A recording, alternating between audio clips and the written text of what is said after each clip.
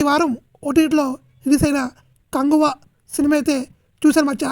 ఈ సినిమా చూసిన 20 నిమిషాలు చూసా, అంతే నాకైతే పిచ్చ తెగింది. అంత వరస్ట్గా ఉంది.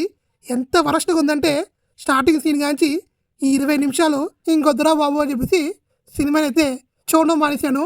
ఇప్పుడు కంగువా రివ్యూ అని చెప్తున్నానంటే, మన సాంబార్ బ్యాచ్లు కంగువా చాలా బెటరు, పుష్ప 2 అని చెప్పేసి ప్రచారం చేస్తున్నారు. వాళ్ళకి పుష్ప సినిమా నచ్చింది అయితే అంటే ఎదవీగాలు పోయి కావాలని చెప్పేసి నెగిటివ్ టాక్ అయితే ఇచ్చారని అర్థమవుతుంది. ఒక ప్లాన్ సినిమానే అంతలా ఎంకరేజ్ చేస్తుంటే ఈ తమిళ వాళ్ళు మన తెలుగు వాళ్ళు మాత్రం మన సినిమాని మనమే బాగున్నా తొక్కేస్తున్నాము. ఇంతకు మించిన దరిద్రం ఎక్కడే ఉంటుందా? నాతులో పుష్ప సినిమా వేరే లెవెల్లో ఆడుతుంది. అది చూస్తుంటే నాకైతే గూస్ బాక్స్ వస్తున్నాయి. ఇప్పటికే 600 కోట్ల మార్క్ని అయితే దాటింది.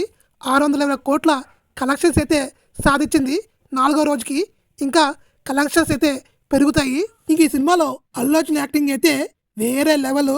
నేషనల్ అవార్డు పువ్వులో పెట్టేయాలి, ఆ రేంజ్లో అయితే యాక్ట్ చేశాడు అల్లు అర్జున్. బ్లడ్ పెట్టి మరి ఈ సినిమాకి వర్క్ చేశాడు. ఆ గంగమ్మ జాతర గురించి నార్త్లో చాలా బాగా చెప్పుకుంటున్నారు. మన తెలుగులో మాత్రం దాన్ని కాంచనా 4, కాంచనా 5 ఏదేదో చెప్తున్నారు. మన తెలుగు జనాలు ఇంత వరస్ట్గా ఉంటారా అన్నట్టు నాకు అనిపించింది. ఇది అందరూ కాదు, ఎవరైతే వేరే హీరో ఫ్యాన్సే పుష్ప సినిమాని కావాలని చెప్పేసి నెగిటివ్ రివ్యూ అయితే ఇస్తున్నారు. పవన్ కళ్యాణ్ అయినా, రామ్ చరణ్ అయినా, అల్లు అర్జున్ అయినా వాళ్ళు మన తెలుగు హీరోలు. ఒక తెలుగు సినిమా బిగ్గెస్ట్ హిట్ అవుతే అది మన తెలుగు వాళ్ళకే గర్వకారణం.